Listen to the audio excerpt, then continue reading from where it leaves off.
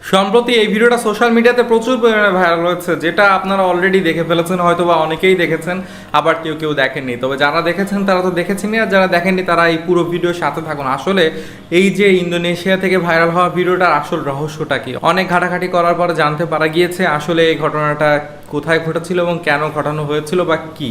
তো চলুন ঘটনায় যাওয়া যাক। এখানে দুইজন মানুষকে দেখা যায়, একটা ছেলে এবং একটা মেয়ে। তারা একটা গাড়ির মধ্যে একসাথে ওইসব সম্পর্কে লিপ্ত হয়। আপনারা তো বুঝতেই পারছেন, পুরো ভেঙে বলা যাবে না।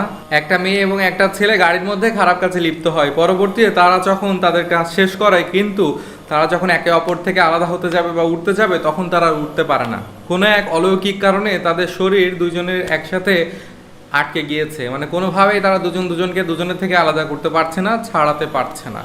তো পরবর্তীতে যখন এই বিষয়টা আশেপাশের লোকজন জানতে পারে বা তারা তাদের ফ্রেন্ডকে কল করে, পরবর্তীতে তাদেরকে ধরে ওইখান থেকে দুইজনকে একসাথে ওই অবস্থাতে বাড়িতে নিয়ে আসে। এবং বাড়িতে নিয়ে আসার পর তারা বিভিন্ন রকমভাবে চেষ্টা করে, কিন্তু তবুও পারে না। তখন হয়তো তারা চিন্তা করে যে এটা হয়তো কোনো কালো জাদুর প্রভাব হতে পারে বা অন্য কোনো সমস্যা হতে পারে। তাই তারা ওঝাও ডেকে নিয়ে আসে এবং বিভিন্ন হুজুরও ডেকে নিয়ে আসে, এবং নিয়ে এসে সবাই মিলে চেষ্টা করে, কিন্তু কোনোভাবেই কিছু করতে পারে না। কোনোভাবেই তাদের দুজনকে আলাদা করা যাচ্ছে না। তারা যেভাবে ছিল সেভাবেই রয়েছে।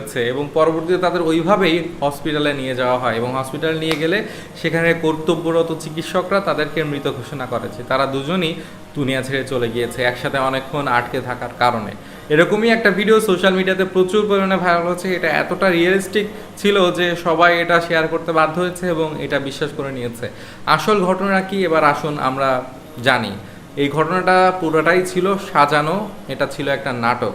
ডাক্তার বলেছিল যে করোনার কারণে নাকি তারা দুনিয়া ছেড়ে চলে গিয়েছিল। আসলে এসব পুরোটাই সাজানো, কারণ ইন্দোনেশিয়াতে বিভিন্ন রকম সময়ে বিভিন্ন রকম সমস্যা তৈরি হয়, বিভিন্ন রকম খারাপ কাজে মানুষ লিপ্ত হয়ে যায়। তো এই সামাজিক সচেতনতা বৃদ্ধির জন্য তারা একটা নাটক সাজায় এবং একটা নাটক তৈরি করে।